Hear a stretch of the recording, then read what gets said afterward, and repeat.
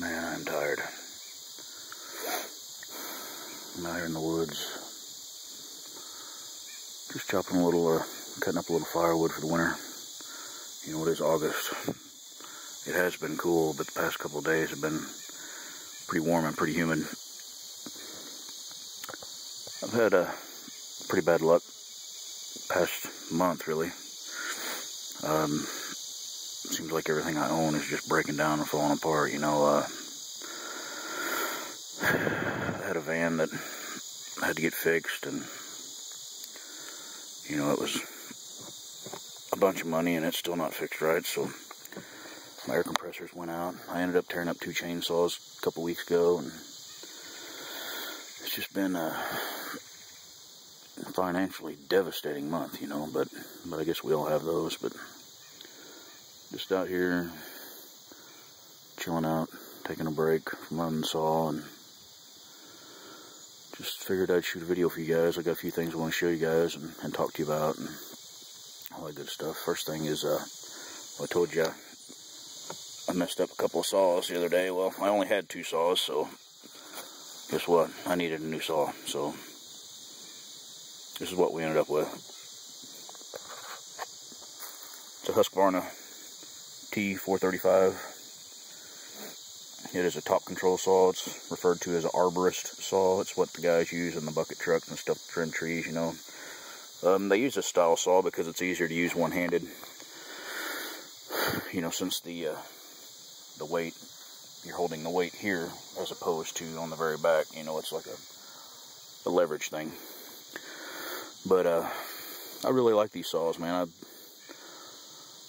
One of the saws that I tore up was a top control saw like this, and of course it was the steel version, but I'm kind of like this Husqvarna a little bit better because it's a little easier to operate. You know, you have less controls to fidget with, and it doesn't have the toolless caps on it like the steel does, which I really dig the plain caps. You know, I mean, it's never been a big deal for me to turn a cap on and off. You know, the toolless caps, there's a little more finagling involved. But this guy makes 2 horsepower. It weighs like 7 pounds, you know, so it's pretty easy to pack around, which is kind of why I got it. You know, it's lightweight and powerful enough to cut. So it's been working out good, though. I really like it. It's just a shame I had to tear up 2 saws to get this one. Another thing I've been trying out is some of this Husqvarna fuel. This is pretty cool stuff, you know, as far as the prepper mentality goes.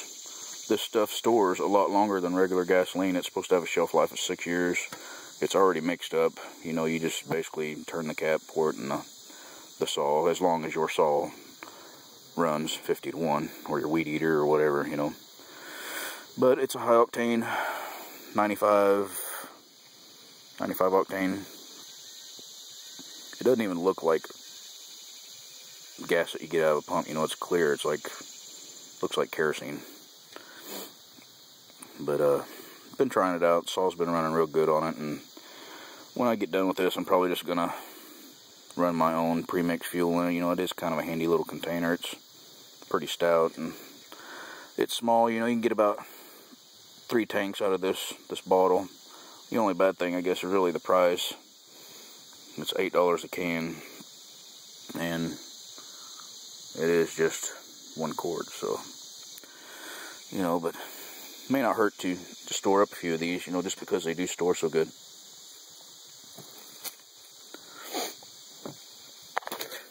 I've been wanting to do a shout out video for a guy. You know, I subbed his channel not really that long ago, maybe a month and a half ago, and he's kind of helping me out on my Mosin-Nagant. You know, he knows a lot more about that stuff than I do, and he's just a real nice guy. His channel name is GunCrazy81. That's just GUNCRAZY 81. I'm probably not going to put a link to his channel because I don't really know how to do that crap, but just type in GunCrazy81 channel and it'll pop it up. You know, I'd advise you guys to check his channel out and give him a sub. You know, he's a real cool guy, and he's not like a lot of these assholes on YouTube.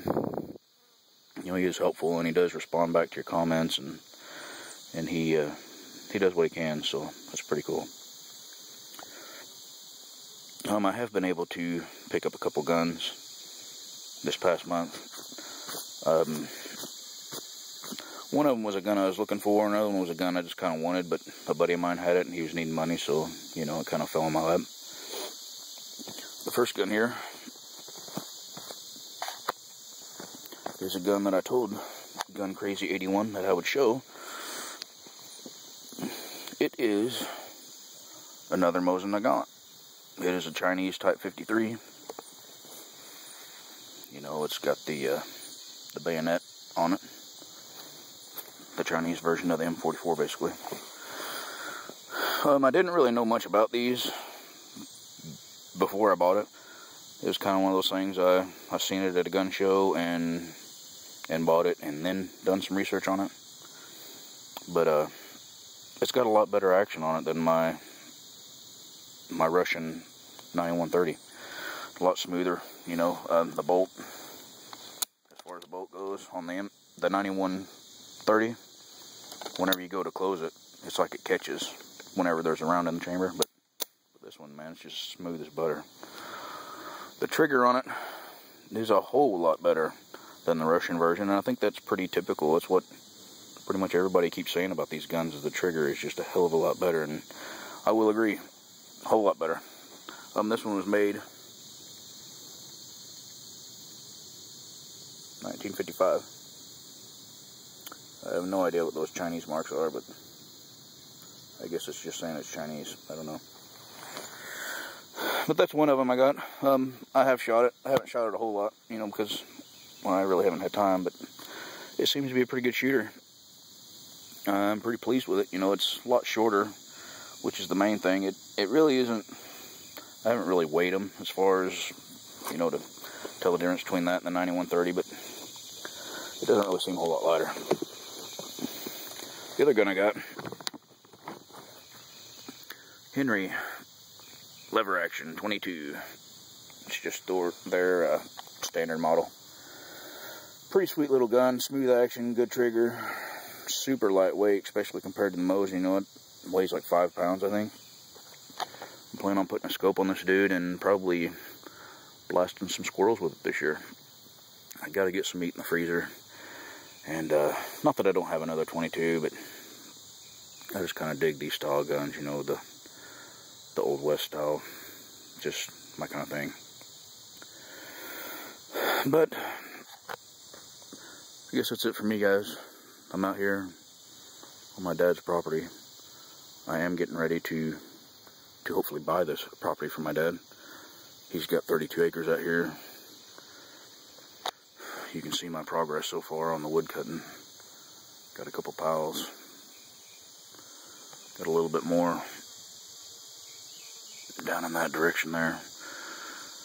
We made a trail the other day for the gator, or actually not the other day, it's been several months ago. It's like springtime, I don't know what I'm talking about, but oh, speaking of gator, let me show you guys. Well, there's the gator. Yeah, awesome. Yep, that's right, I'm stuck. But, you know, it's a great time to be packing around a chainsaw, I guess, since I'm hung up on the stuff. But we'll get that under control. I just want to do a shout-out video, let you guys know what I've been up to lately. And, get out and enjoy the wilderness. It's nice out here. See you guys.